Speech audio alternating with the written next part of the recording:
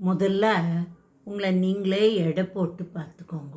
வாழ்க்கையில் எது எனக்கு முக்கியம், அதுக்கப்புறம் எனக்கு மகிழ்ச்சி தர்றது எது, என் பலம் எது, என் பலவீனம் எது, என் பயம் என்ன, கால்குலேட் பண்ணுங்க.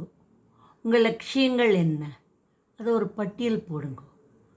பல தேவையில்லாதான் இருக்கும், அதெல்லாம் தூக்கி நீக்கி விட்டுருங்க. உயர்ந்த லட்சியம் வேணும் இல்லையா? வாழ்க்கையில் முன்னேற என்ன வேணும்? உயர்ந்த லட்சியம் வேண்டும்.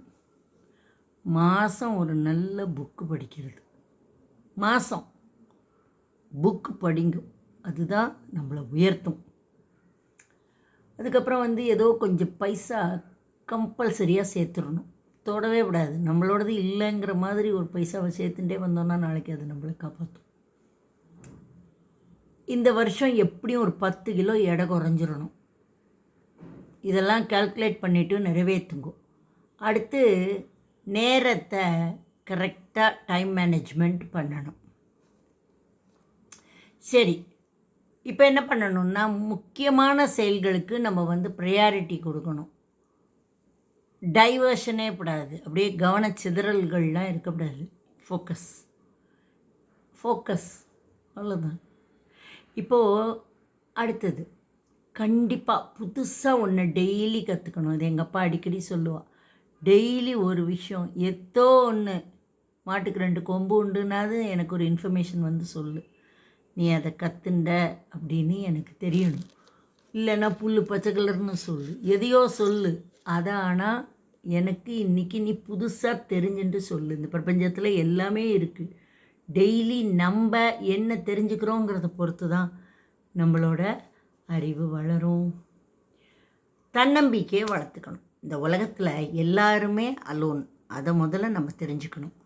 எத்தனை பேர் இருந்தாலும், என்ன சூழ்நிலையில் இருந்தாலும், நம் சோல் தனியாக தான் வந்தது, தனியாக தான் போகிறது. புரியுறதா? நம்ம கூட யாராவது என்ன வேணால் செய்வா. நான் இன்றைக்கி எனக்கு செத்து போகலான்னு போல் இருக்குது, வரியா அப்படின்னு கூப்பிட்டா எவனாவது வருவானா? வரமாட்டான்.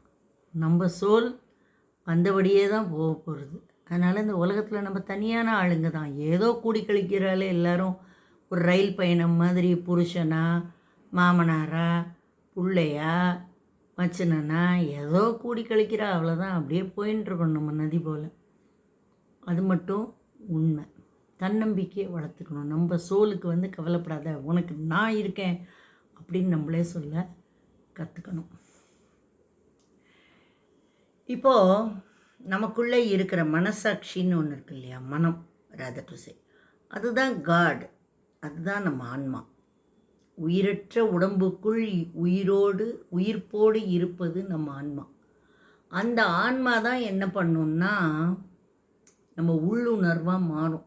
இன்ஸ்டிங்க்ட் சொல்லும், நீ எடுத்த இந்த உடம்புக்கு இது நல்லது, இது நல்லதில்லை, இதை இதை செய்யாத, எல்லாம் சொல்லும். அதை நம்ம காது கொடுத்து கேட்கணும். எதையும் தெளிவாக சொல்ல தெரியணும். உங்களுக்கு இப்போதைக்கு ப்ராக்டிஸ் பண்ணுறதுக்கு நீங்கள் ஒரு 4 தடவை சொல்லி பார்த்துண்டு, இல்லை எழுதி சொல்லி பார்த்துட்டு அடுத்த வார்த்தை பேசலாம். இது சொல்லும்போது ஃபன்னியாக இருக்கும். எதையாவது உளறிட்டு டங்க்கு தான் நம்மளோட பிரச்சனை. புரியுறதா? அதாவது டங்க்கு பல்லுகிட்ட போய் பேசித்தான். என்ன சொல்லித்தான்னா, பல்லுகிட்ட போய் சொல்லித்தான். அதுக்கு ஒரு கதை உண்டு. பல்லு சொல்லித்தான், நாங்கள் 32 பேர் சேர்ந்து கட்டிச்சோம், நீ உள்ளே துண்டால் உடலோடான ஆடின்னு இருக்க, கட்டிச்சோன்னு துண்டாயிடுவே, ஜாக்கிரதான்னு தான். அப்போ டங்க்கு சொல்லித்தான், உனக்கு என்னோடய பலம் தெரியாது, ஒரு வார்த்தை நான் தப்பாக பேசினேன்னா 32ஐயும் ஊற்றுட்டு போயிடுவாங்க அப்படின்னு. அது மாதிரி டங்க் பெரிய வெப்பன். ஸோ நம்ம எதையுமே வாயை விட்ட சொல் திருப்பி போகாது உள்ள. அது என்றைக்குமே அடுத்தவன் மனசுக்குள்ளே போய் நல்லதும் செய்யும், கெட்டதும் செய்யும். நல்ல வார்த்தைகள் பேசி பழகு. உடற்பயிற்சி இல்லாத வாழ்க்கை கூடாது. ஏன்னா உடம்பு ஒரு மிஷின். அந்த மிஷினை அப்படியே போட்டு வச்சா என்ன ஆகும்? துருப்பிடிச்சிடும். ஸோ என்ன ஆகும்னா, நமக்கு உடற்பயிற்சி வேணும். உங்கள் எண்ணங்கள், முயற்சிகள், லட்சியங்களை எழுதுங்கோ. அன்றாடம் முன்னேற்றத்தை பற்றி எழுதுங்கோ. ஆனால் அதை யாரும் பார்க்காதபடி வச்சுட்டுருங்கோ. ஏன்னா அடுத்தவன் பார்த்தா கமெண்ட் அடிப்பான், அதை நடத்த விடாமல் பண்ணுவான். அதனால் அதை யாரும் பார்க்காம உனக்குள்ளேயே ஒரு நோட் புக் போட்டு வச்சுக்கணும். மன உளைச்சலை போக்குற வழி என்னென்னா, நன்கு கற்று வச்சுக்கணும். நமக்கு ஒரு விஷயம் தெரியணுமா, 4 இடத்துல 4 பேர் சொல்கிறத. இப்போ ஒரு சாமான் வாங்கணுன்னா அமேசானில் பார்க்குறோம், ஃப்ளிப்கார்ட்டில் பார்க்குறோம், பிக் பாஸ்கெட்டில் பார்க்குறோம். எதில் கம்மியோ அதை பார்த்து வாங்குகிறோம், எது நமக்கு ஆப்டாக இருக்கோ அதை பார்த்து வாங்குகிறோம் இல்லையா? அதை மாதிரி உனக்கு என்ன இன்ஃபர்மேஷன் வேணும் அதை 4 இடத்துல தேடு. இன்றைக்கி நிறைய இருக்குது, தேடு. மெயினாக புக்ஸில் தேடு. Book authentic. ஃபேஸ்புக்கு, இன்ஸ்டாகிராமை விட புக்கு ஆத்தென்டிக். ஸோ நீங்கள் என்ன பண்ணலான்னா புக்கில் தேடுங்க. பண சேமிப்பு ரொம்ப அவசியம். நம்ம பெற்ற பிள்ளைகளோட நல்ல உறவில் இருங்கோ. யார் யாருக்கோ தனிஞ்சு போகிறோம், நம்ம பெற்ற குழந்தைகள். அவன் நன்னா வர்றதுக்கு நம்மளோட ஈகோ அப்படியே போனால் என்ன, ஒன்றும் இல்லை. நம்ம குழந்தைகளுக்கு நம்ம கொடுக்குற ப்ரைஸ் என்னென்னா நம்மளோட ப்யூர் ஹார்ட்டோட நம்ம நல்ல பேரண்ட்டாக இருக்கிறது தான். அவள்கிட்ட போயெல்லாம் காட்டக்கூடாது பாவம். உங்களோட அவசிய தேவைகளை நீங்கள் எதுவுமே தியாகம்லாம் பண்ண வேண்டாம்.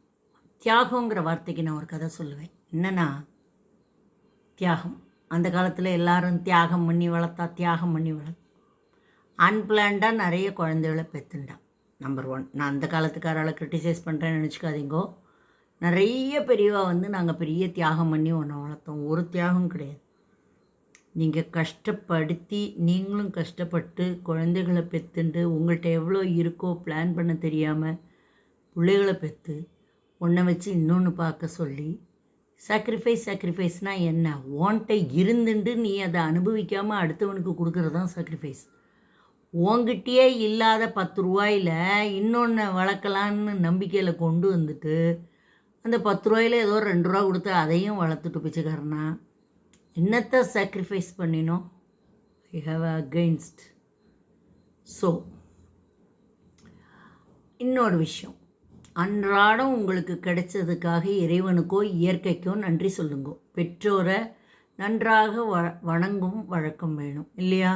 அவள்லாம் உயிரோடு இருக்கிற கும்பிட்டுட்டு போவோம், ஒன்றும் பிரச்சனை இல்லை. செத்தப்புறம் நீ படையல் வைக்கிறத விட இருக்கும்போது காஞ்ச தொண்டைக்கு காஃபி கொடு, அதுதான் முக்கியம்.